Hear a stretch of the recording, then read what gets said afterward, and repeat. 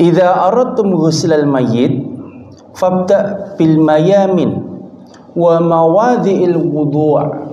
Ini yang perlu diperhatikan. Untuk memandikan mayat itu harus dimulai bimayamin wa mawadhi'il wudhu', dimulai dari sisi kanan dan kemudian dimulai dari anggota wudhu. Anggota wudhu itu apa saja sih? Wajah, tangan, kaki, matan ya. Ustaz, wudhu itu kan ada kumur dan menghirup di hidung. Apa mayitnya itu juga disogroin di mulutnya itu air? Ya enggak perlu Pak.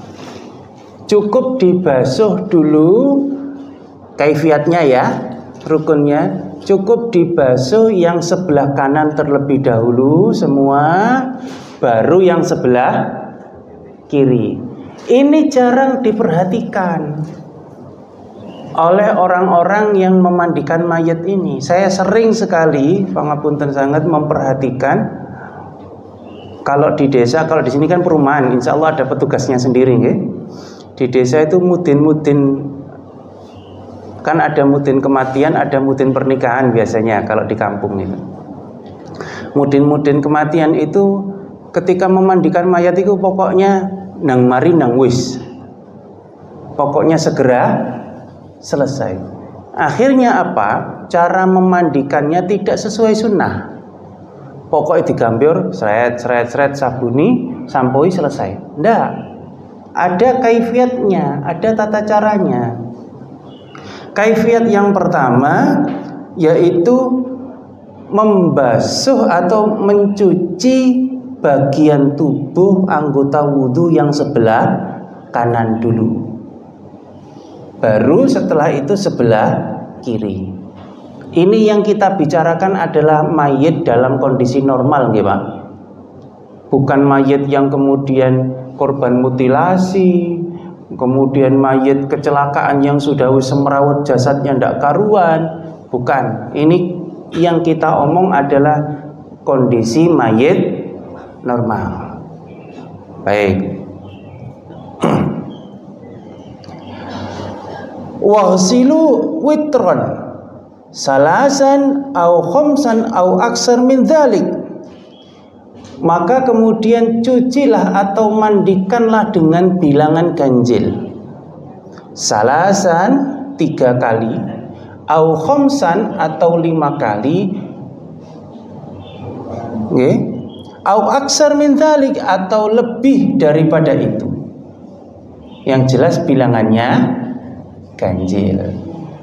Misal kan banyak sekali kemudian mayit yang mempunyai penyakit perut. Itu ketika perutnya itu ditekan begini keluar entah itu kotoran, entah itu darah, ya tidak bisa dicuci 3 kali. Belum bersih Ustadz, ya laksanakan 5 kali. Belum bersih Ustadz, laksanakan 7 kali. Belum bersih Ustadz, laksanakan 11 kali. Maksudnya 11 kali siram. Begitu. Yang jelas bilangan ganjil. Bima'in wasidrin, dengan air yang mengalir dan daun bidara. Air mengalir dan daun bidara. Baik. Daun bidara ini kenapa kok muncul daun bidara? Kita bayangkan pangapunten sanget, di era Rasul ini kan padang pasir, gurun dan gersang. Apa kira-kira daun bidara cukul di Mekah atau di Madinah, Pak? Waktu itu. Apa kira-kira ada daun bidara waktu itu? Ada, Pak. Daun bidara ini dulu di era Rasul adalah barang yang langka dan barang mahal. Rasul ini kemudian Islam menunjukkan ngerumat mayit, artinya ngerumat niku bahasa Indonesia apa? Merawat mayit itu Islam menghormati betul. Di saat zaman jahili yang namanya mayit itu ya wis kalau ndak dibuat pok, okay? Atau kalau si mayit ini dulunya itu sebagai seorang bangsawan atau orang terhormat, paling tidak dibakar. Yaitu kaifiat tata cara merawat mayat itu ketika zaman jahili begitu. Tapi Islam datang menghormati betul mayit ini dimandikan. Satu, dimandikan itu saja sudah tidak normal, Pak, pada era itu. Kenapa? Air waktu itu adalah barang yang sangat mewah, Pak. Bayangkan orang Arab di era itu jarang mandi, karena bukan jarang mandinya bukan gara-gara apa-apa, memang air langka. Tidak kayak kita, Pak, PDAM sekali buka nyala langsung keluar airnya, enggak. Itu kalau di Mekah masih syukur ada Zam-zam, sumur Zam-zam. Kalau di Madinah waktu itu sulit juga, Pak. Tapi Islam datang menghormati mayat yang sedemikian rupa. Orang waktu itu aneh, Pak. Iki ya apa kok mayat wis mati ae sik didusi. Dimandikan. Bahkan pangapunten memandikannya itu pakai daun bidara. Ini kan luar biasa. Bahkan pakai kapur barus, kafuro. Yang mana kapur barus waktu itu ya barang impor, Pak. Impor kapur barus di era Rasul itu ya dari Nusantara. Bahkan luar biasanya, makanya nenek moyang kita seorang pelaut itu zaman Fir'aun itu kan ada mumifikasi. Praktek mumifikasi itu salah satu bahannya adalah kapur barus. Kok iso waktu itu di zaman Fir'aun di Mesir ada kapur barus? Tidak mungkin ada. Kapur barus hanya ditemukan di Nusantara. Makanya waktu itu di era Belanda itu kan 1 kilo pala polo nih loh, Pak. 1 kilo pala itu harganya sama dengan 1 kilo emas. Makanya VOC waktu itu menjadi perusahaan yang luar biasa kayanya. Karena kenapa?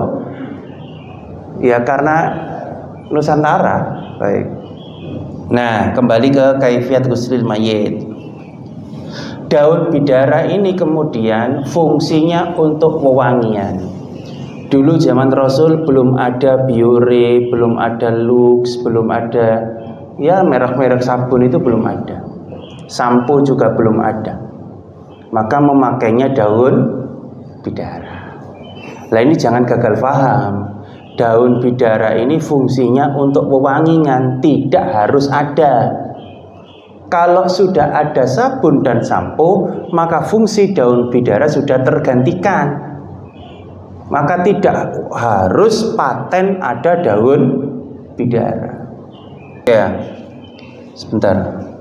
Kafuru ausai'an minhu, atau yang semisal dengannya. Kalau tidak ada kapur barus ya semisal. Yang semisal ini jangan gagal paham. Nanti kapur barus tidak ada ya diganti uya grosok, repot, Pak. Jangan pakai uya grosok, enggak. Ya sudah pakai kapur barus ini kan fungsinya wangian. Kalau tidak ada kapur barus pakai minyak saja cukup. Baik.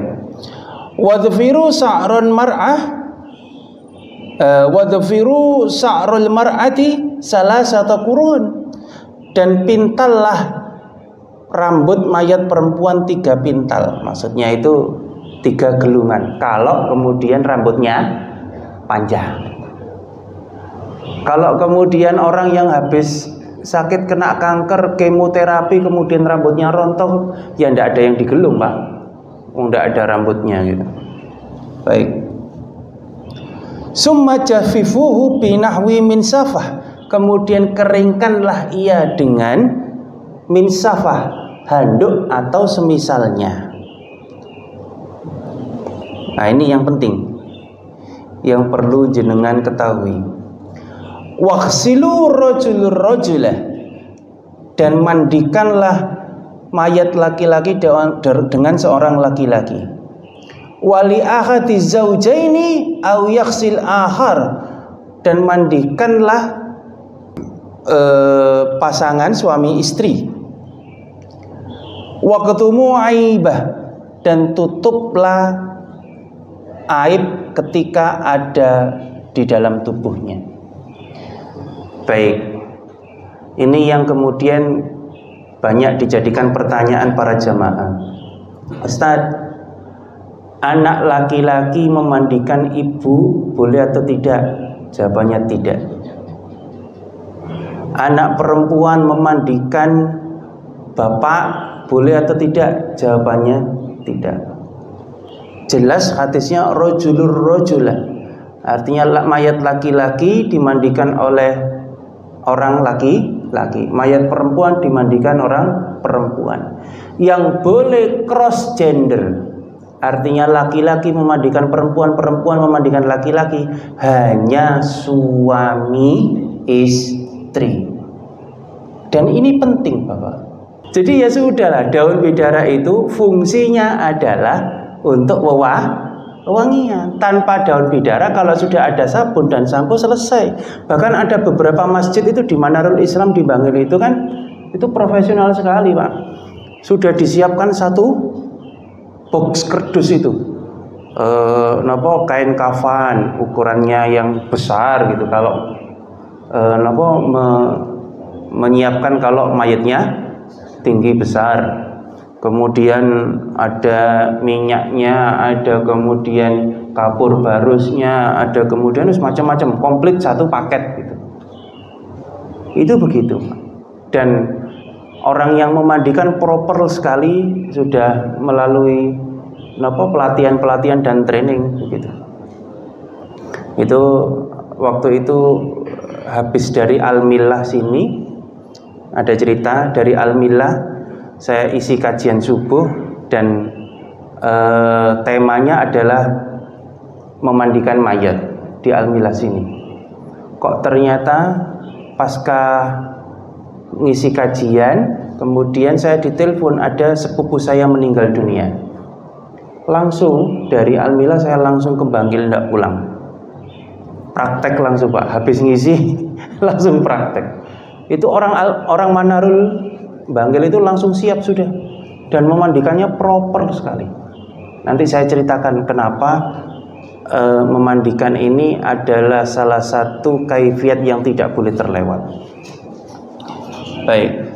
Bima'in wasidrin waja'alu fi ghaslatil akhirah kafura, dan kemudian pada kali terakhir taruhlah kapur barus meskipun sedikit.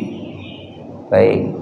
Prakteknya kapur barus ini ada yang dicampur di air untuk dimandikan, di siraman terakhir. Ada kapur barus yang yang bubuk niku nggih, sudah dikepruk itu disiramkan saja. Ada nanti kapur barus yang kemudian masuk di kafan.